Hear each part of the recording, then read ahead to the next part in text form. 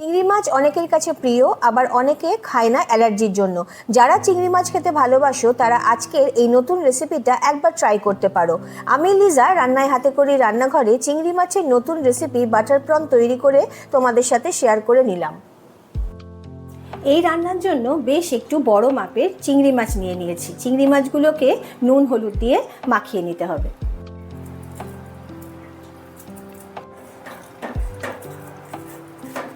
ভালোভাবে মাছের গায়েতে যাতে নুন হলুদটা লেগে যায় সেইভাবে মাখিয়ে নিতে হবে।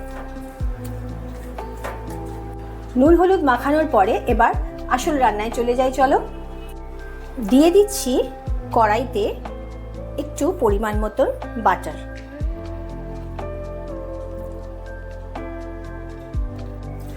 আজকের রেসিপি অনুযায়ী আমি কিন্তু এখানে বাটারটা নিয়ে নিয়েছি। যদি কারোর বাটারে অসুবিধে থাকে এই রেসিপিটার জন্য অবশ্যই কিন্তু তোমরা একটু সাদা তেল ইউজ করতে পারো বা অলিভ অয়েল ইউজ করতে পারো, তবে বাটারটা দিলে টেস্টটা একটু বেশি ভালো হবে।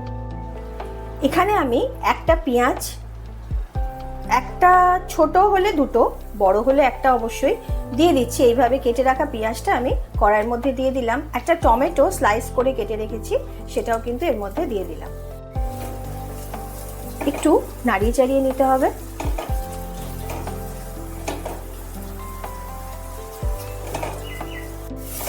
এবার পেঁয়াজ আর টমেটো তো ভাজা হচ্ছে, ভাজতে ভাজতেই আমি কিছু মশলা এর মধ্যে অ্যাড করব। দিয়ে দিচ্ছি হাফ চামচ মতন সাদা সর্ষে বা রাই সর্ষে, দিয়ে দিচ্ছি হাফ চামচের একটু বেশি পোস্ত, দিয়ে দিচ্ছি হাফ চামচেরও একটু বেশি মগজ, দিয়ে দিচ্ছি হাফ চামচের একটু বেশি তিল। এবার এই মশলাগুলো একটু নাড়িয়ে চাড়িয়ে নিচ্ছি। গ্যাসের ফ্লেমকে একেবারে সিমে করে দিতে হবে।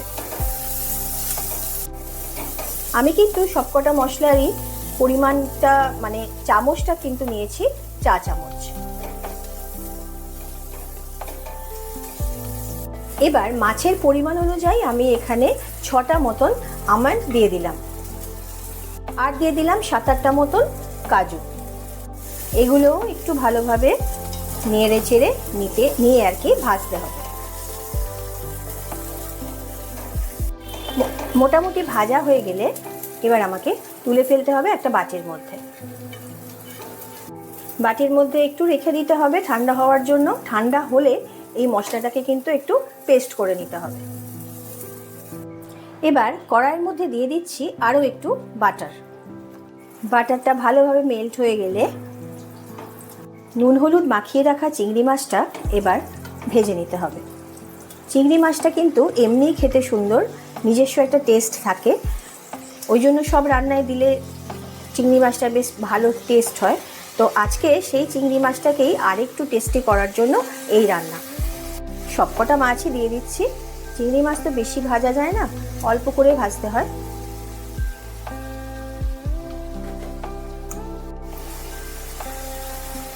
হালকা করে একটু ভেজে নিতে হবে।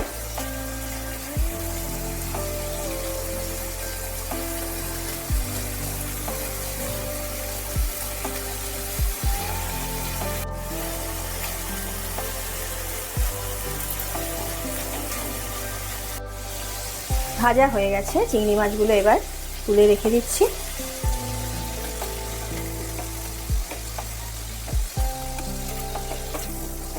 ভাজা মশলা যেটা করেছিলাম সেটা ঠান্ডা হয়ে গেছে। এবার মিক্সিং জারে দিয়ে দিচ্ছি ভালোভাবে একটা পেস্ট করার জন্য। পেস্ট কিন্তু একদম ক্রিমি টেক্সচার হবে। এটা বাটার জন্য অল্প একটু দুধ এর মধ্যে দিয়ে দিচ্ছি। পেস্টটা কিন্তু রেডি হয়ে গেছে। এবার মাছ ভেজে রাখার পর যে বাটারটা আছে সেই বাটারের মধ্যেই আমি দিয়ে দিচ্ছি একটা তেজপাতা আর কিছু পরিমাণ জিরে, গোটা জিরে দিয়ে দিলাম। ঠিক এই পর্যায়ে যদি তোমরা কেউ মনে করো যে গোটা গরম মশলা দেবে তাহলে দিতে পারো। আমি কিন্তু এর মধ্যে গোটা গরম মশলা দিচ্ছি না, গরম মশলাটা আমি কিন্তু রান্নার শেষে দেব। জিরেটা একটু ভাজা ভাজা হয়ে যাওয়ার পর বেটে রাখা মশলাটা আমি এর মধ্যে দিয়ে দিচ্ছি। গ্যাসের ফ্লেমকে রেখে দিতে হবে একেবারে সিমে। ভালো করে মশলাটাকে একটু কষাতে হবে। খুব বেশি কষানোর দরকার নেই, টাইম নিয়ে। মশলাটা যদি কষাতে কষাতে পুড়ে যায় তাহলে কিন্তু খেতে ভালো লাগবে না। ওই জন্য অল্প একটু কষিয়ে নিতে হবে তেলের সাথে বা বাটারের সাথে। মশলার মধ্যে অনেক ছিল কন্টেনারের মধ্যে, সেই জন্য কন্টেনারটা অল্প একটু জল দিয়ে ধুয়ে মশলাটা এর মধ্যে দিয়ে দিলাম। মশলাটা ফুটে উঠেছে। এবার আমি এর মধ্যে দিয়ে দিচ্ছি অল্প পরিমাণে জিরে গুঁড়ো, আর দিয়ে দিচ্ছি চা চামচের হাফ চামচ মতন আদা বাটা, দিয়ে দিচ্ছি পরিমাণ মতন লবণ, তার সাথে সামান্য একটু হলুদ। স্বাদের জন্য দিয়ে দিচ্ছি অল্প পরিমাণে একটু আখের গুড়। তোমরা কেউ কেউ স্কিপ করতেই পারো, যাদের প্রয়োজন নেই। ভালো করে মশলাগুলো এবার নাড়িয়ে চাড়িয়ে দিতে হবে কড়াইতে থাকা মিশ্রণের সাথে। টেক্সচার আর গন্ধ কিন্তু খুব সুন্দর হয়েছে, বেরোচ্ছেও গন্ধটা বেশ ভালো।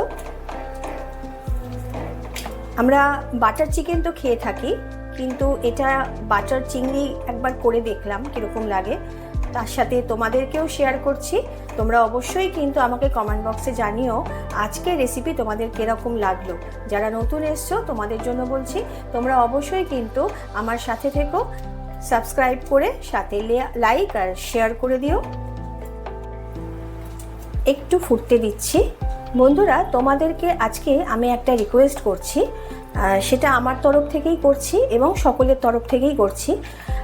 আমরা যে রান্নাগুলো করি, যে ক্রিয়েটাররা যারা রান্না করে, যে সমস্ত ক্রিয়েশন হয়, এই সমস্ত রান্নাগুলো তোমরা কিন্তু দেখার পর একটা ছোট করে লাইক দিয়ে যেও। কারণ কি হয়, এই লাইকটা আর যদি শেয়ার করো তো খুবই ভালো। লাইকটা কিন্তু আমাদেরকে অনেকটা মোটিভেট করে। এবার তোমাদের এই একটা লাইক কিন্তু আমাদেরকে, এই যে এত রান্না করা হচ্ছে, যে যেভাবেই ভিডিও করুক না কেন, প্রত্যেকেরই কিন্তু একটা লাইকের খুব দরকার। সেটা কি বলো তো, পরবর্তী ভিডিওটা করতে খুব সুবিধে হয়, উৎসাহ পাওয়া যায়। চিংড়ি মাছ যেহেতু একটু মিষ্টি মিষ্টি হয় স্বাদটা, তবু আমি এখানে দিয়ে দিলাম একটু কাঁচা লঙ্কা বাটা। তোমরা যদি মনে করো কেউ ফোড়নে পাকা লঙ্কা দেবে, সেটাও দিতে পারো। আর যদি মনে করো কেউ পাকা লঙ্কা গুঁড়ো দেবে, সেটাও কিন্তু দিতে পারো। তবে আমি এক্ষেত্রে কিন্তু কাঁচা লঙ্কাটাই ব্যবহার করলাম। ফুটে উঠেছে। এবার চিংড়ি মাছগুলো আস্তে আস্তে এর মধ্যে আমি দিয়ে দিচ্ছি।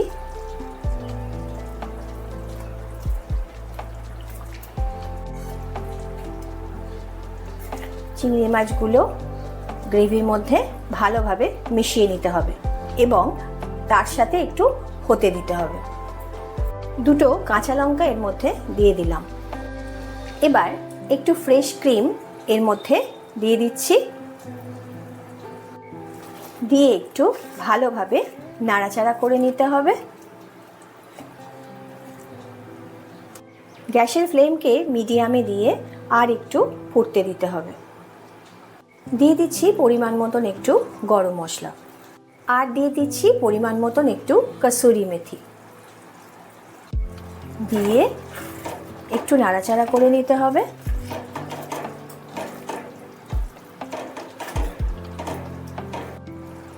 নামানোর ঠিক আগের মুহূর্তে আর একটু ফ্রেশ ক্রিম উপর থেকে একটু ছড়িয়ে দিতে হবে, দিয়ে একটু নাড়াচাড়া করে নিচ্ছি। গ্যাস ওভেন বন্ধ করে দিলাম।